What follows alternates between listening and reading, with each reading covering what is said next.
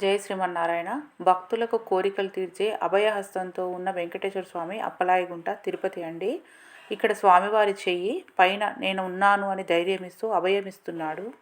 కోరికలు తీరాలంటే ఈ అభయహస్తం ఉన్న వెంకటేశ్వర స్వామిని దర్శించండి. ఇక్కడ అప్పులు కూడా తీరుతాయని నానుడి.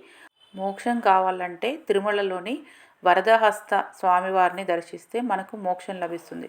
ఇక్కడ ఆ స్వామివారు పద్మావతి అమ్మవారిని వివాహం చేసుకుని నారాయణవనంలో ఇక్కడ విశ్రాంతి తీసుకోవడానికి వస్తాడు. ఇక్కడ అప్పులు లేకుండా అప్పలయ్య అనేవాడు ఉన్నాడని, అతను ఒక చెరువు తవ్వించాడని, అతని పేరు మీద అప్పలాయ గుంట అని రకరకాల కథనాలు ఉన్నాయండి. ఇక్కడ స్వామివారికి తులసి మాలలు తీసుకెళ్తే స్వామివారికి ఇక్కడే వేస్తారండి. తిరుపతి తిరుమలలో స్వామివారికి కైంకర్యాలు అన్నీ సేమ్ ఉంటాయండి. ఎక్కడైనా అదే.